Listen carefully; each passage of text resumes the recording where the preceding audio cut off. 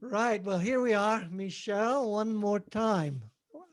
And it won't be the last time for sure. We're going to go right into it. We're going to talk about shame. Shame. Shame. Where did it begin for you in terms of, you told me a little story a minute ago, washing up. Tell me the story. Washing up. Well, let me back up there and just to mention one context note that I didn't get a chance to mention. Where this really actually got started with me thinking about shame as a construct. There's a gal, you may have heard of her, by the name of Brene Brown. Hmm. And she's a shame researcher out of one of our universities in the United States. And um, many of your folks that are listening may be already familiar with her work, but she actually started talking about how shame shuts down creativity, but vulnerability is the birthplace of innovation and creativity. And because that is so part and parcel to kind of who I am in my own journey, even professionally now, that's what got my wheels rolling and thinking about just in general shame. Um, and then I've lived in multiple parts of the world that have culturally very shame based cultures. It's very performance oriented. If you don't measure up, you are Hmm. in massive trouble and Yeah. you're on the out of your own culture. And so I was familiar with it in that construct, um, in that kind of usage. But to the actual story that I shared with, a couple of weeks ago ish, I was sitting there washing my dishes, you know, good time to listen to God or have him whisper something and drop it down. Me and like Brother Lawrence and probably other people, hanging out, washing dishes, and God surprises. And this little whisper, because I think sometimes when we talk about hearing the voice of God, it can Yeah. be, we have this idea that to really have a God encounter is to like have something that so interrupts and blows up our world and arrests our attention and is like the lights and shining and oh my gosh, it's like this huge, massive, big experience that knocks us off our horse, so to speak. But really, really, it's the things that have been the most transformative to me in my own journey Hmm. with Jesus haven't been those moments. They've been the little whispers he's dropped along the way, right? So this was a whisper. This wasn't, 10 angels tap dancing on my countertop. And this was a whisper. And this thought, it just landed while I was washing dishes was, beloved, sin isn't really the problem, shame is. And I So, thought, so sin, and if I add another word, sin and guilt, I yeah, presume, not really the issue. And God said, or dropped into your thinking, shame is. right. So And here I sit from as a background both Christian wise and culture wise, where obviously those two interact, and guilt is the problem. The mhm, whole criminal system is set up on that, yes. obviously. Justice, you did wrong, you're Mhm. guilty. And obviously, the Christian world is really based on that. I guess Very Catholic, much so. which is not my background, Catholic or Protestant. Part of Mhm, that is very much guilt. One, go to confession, confess your sins. mhm. The Protestant term, the sinner's prayer, have you repented, etc. So here you hear this. Yeah, It's obviously resonating somewhat with a journey you're already on. But yes. what did this do to your journey? How did it accelerate it? Where did it take you from there? Well, it kind of, I was like, wow, that's a really interesting thought. I am curious about, making sure I turn my phone off. There we go. But I am curious about discovering more about that thought. One of the big things that has been a part and parcel of kind of my own unfolding in these last couple of years is allowing myself space to, when a thought comes that resonates very much as a Jesus heart kind of thought, is if it's different than a way that I'm currently thinking, is to allow myself space to be curious about it, Okay. and to ask questions and to, okay, God, I want to go deeper with that. Like, that's pretty amazing. And so I started, obviously, the thing that if you come out of a Christian, especially evangelical, but probably also not, Hmm. um, more kind of conservative, traditional Christian like experience, culture, training, background, study, all those words. Um, you hear the word sin, and you immediately think of the garden in Genesis, where it all For gets sure. started. Yeah. Um, so I thought of that, and basically as I was walking to go get like a journal and a Bible and to look into some things, because I was curious. And curiosity is the best way to hear Mm. and learn more about Jesus, is to be curious. He loves curiosity.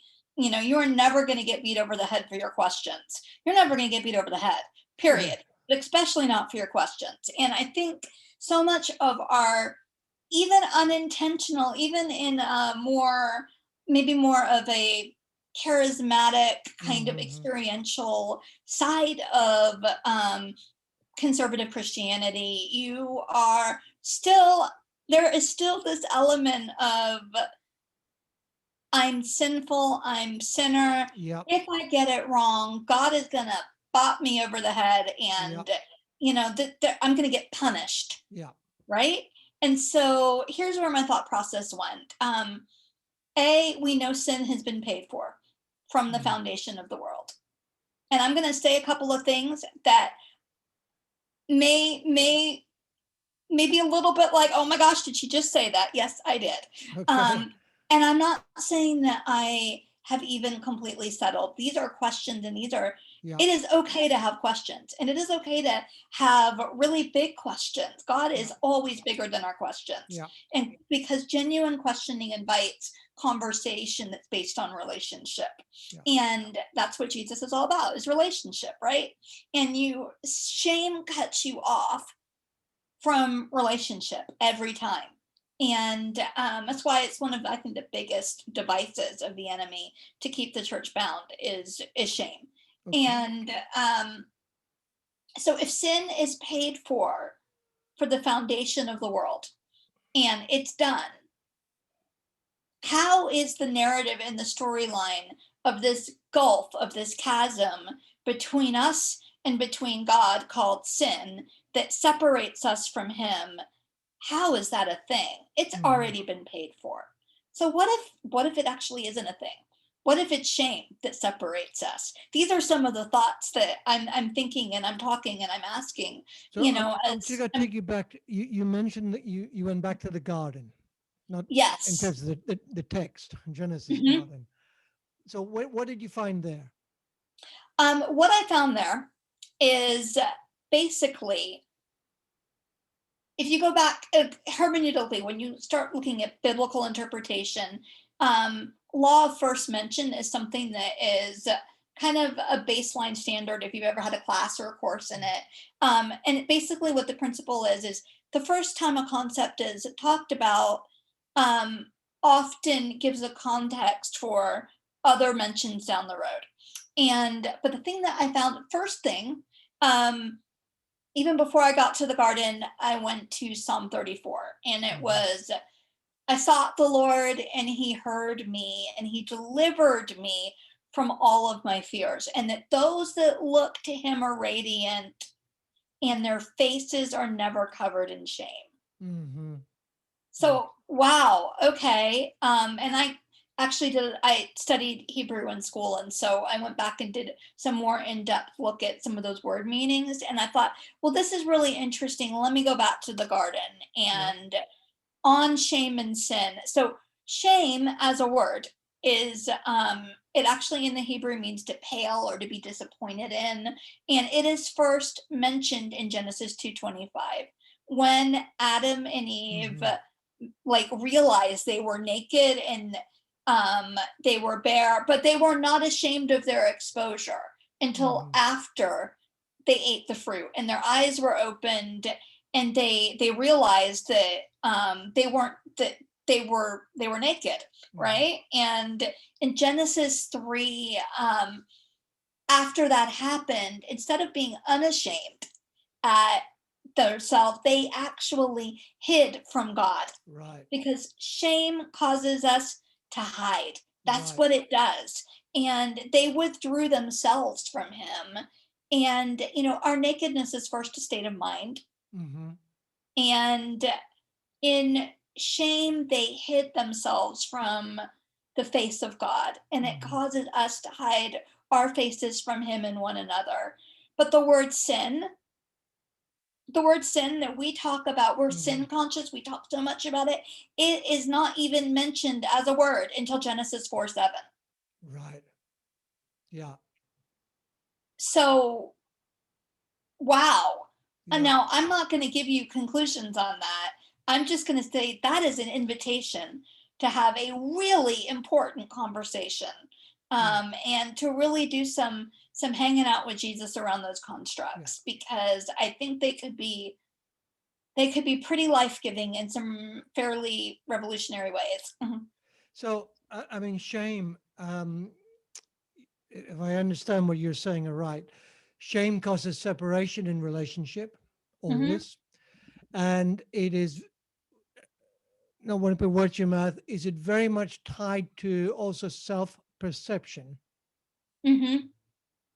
Yeah, So, it's when we talk yeah. about, let's just talk about healing, bringing the gospel Yes. to believers or those who don't have faith in Jesus, it would be very much touching. You would see the gospel as very much touching people's the deepest part of their self-perception, so that Well, they can open their eyes to see the God who is already looking at them and looking for them. Would that be right?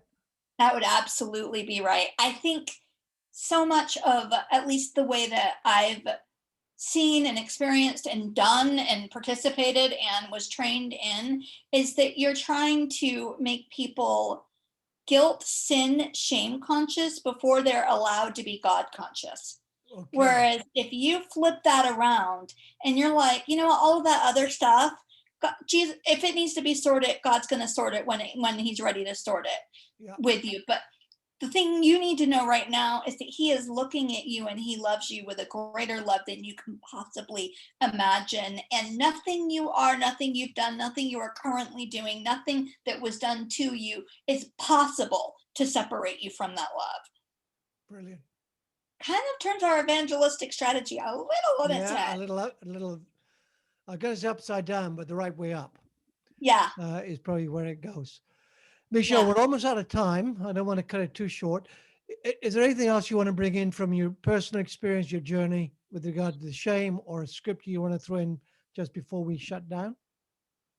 Yeah, I think one of the big things is to realize that any structure that is built on shame, like in many places in the churches, it shame silences and it shuts down who people are. And because it's fear based, we so often systematize the things that, like, when we can't put it in a system, it becomes this scary out of control thing. And so, realizing that, um, God never wants to silence our voice. He Hmm. never wants to shame our person. He never wants to. Holiness isn't a function of what you run from. Holiness is a function of who you're found in. Okay. Well, I think with that, thank you very much. I think that'll be something people will think about, enjoy, and I love the way it flips things around. So thank you, and we'll be back here sometime before too long, I'm sure. But thanks a lot, Michelle.